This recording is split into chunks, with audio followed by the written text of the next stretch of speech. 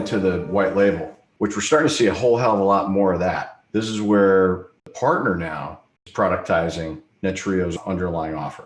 To the market, they're going to take their own branded managed service offering, surround it with some other things that they're doing that are core to their business. And they're going to then develop their own go-to-market strategy, sales strategy, marketing strategy, but building off of what Netrio already has. So my advice, anytime somebody's thinking about doing white label, step one, emulate exactly what the white label provider suggests, because you don't want to go off and reinvent the wheel on something new. Emulate it, copy it, those tools are there. Then once you've gotten up to speed on doing it the right way, then you can start modifying it, customizing it, surrounding it with other things. Some of the benefits we talked about, it's ownership of the client. It's adding more value. It's enhancing that trusted advisor status. It's going deeper into not just stopping at the sales and the implementation solution, but taking that further.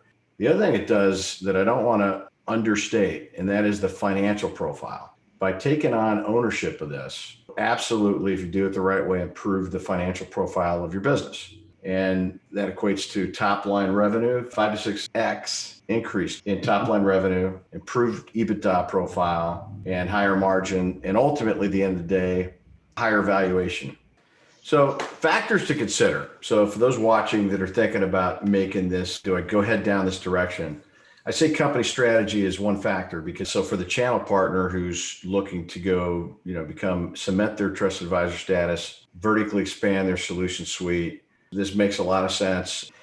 But there's also companies out there that it might be VARs, it might be traditional MSPs that may be thinking about transformation, that your business is being threatened or disrupted. And represents a path to get into building recurring business in a meaningful way. It's got to be known. It's got to be aligned with the executive team, top down. It's got to be something that the executive team is rallying around and committed to.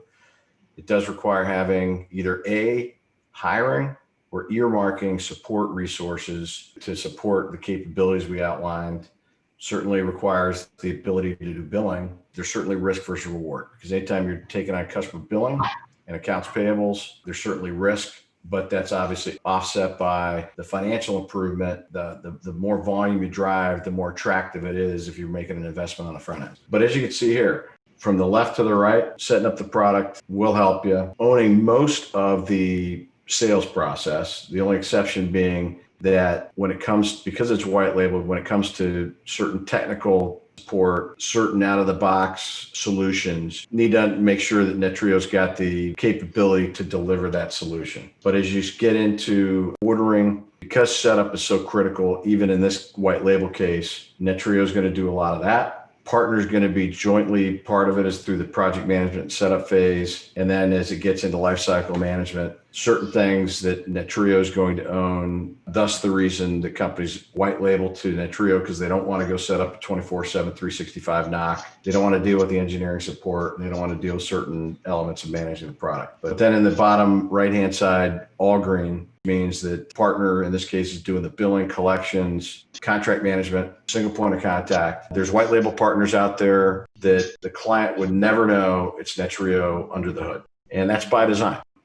But I want to show the side by side, reflecting on the prior slide about the financial. In this very, very high level example, if you take let's just take an average customer who's going to consume managed services, and let's say the price tag is $10,000 a month in services. And we're going to do a side-by-side comparison of what the economics look like if you're doing that as an agent versus doing that as a white label partner.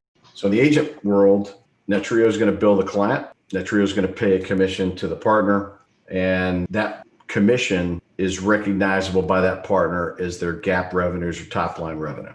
Below that line come all the expenses for running the business, all the SG&A, commissions that get paid out. And then you get down below that to an EBITDA number, earnings before interest, tax, depreciation, and amortization. Your annualized GAAP revenue, top line revenue is $21,600 on that $10,000 client. When you look at the white label model, the difference here being that the partner in this case is the one doing the billing, owns the client. And so if you start at that same exact $10,000, the gross margin on that, in this example, I'm just using round numbers, assumes that that partner's buying these same services from Netrio for $7,000. Gross margin is the difference between the buy price and the sell price to the client. But in this case, your annualized top line revenue is $120,000. So that's where you get to that 5 to 6x number. Now, what are the drivers behind this? Certainly, you've got resource costs, you've got management costs. So there's going to be expenses in that white label side that you don't have on the agent side. But at the end of the day, you're going to have higher top line revenue and more likely, because you're taking on more risk, 9 times out of 10, more attractive bottom line profit to the business than in the agent model because you're taking on more risk. Now, I put asterisks here because there's variability in these. It's typically around things like total volume. If a white label partner, the more they take on, the more margin they're going to make on the deals. And it's also going to factor in unique customers because as we get into pricing out very complex solutions, the variability in cost can vary greatly. But if you're watching this and you're a channel partner, you're a VAR, you're an MSP thinking about getting into white label managed services, and you have kind of on the back, off on the horizon, an exit strategy, or you want to build value for the business for raising capital or things along those lines, these are the factors you need to be thinking about. It's EBITDA performance, it's revenue growth rate, it's top line revenue. Some folks probably explored doing M&A, have heard about the rule of 40, and that is the combined EBITDA percentage plus the annualized growth rate. The higher that number is above 40, the higher the multiple is a general rule of thumb. Customer ownership is key. Intellectual property, proprietary things, and certainly revenue mix. And the more strategic it is, the stickier it is, the higher the multiple. And so in this case, we're talking about managed services, and that commands a very high multiple at this point, as does things like contact centers as a service, cybersecurity, which when you look at managed services, that solution supports all those.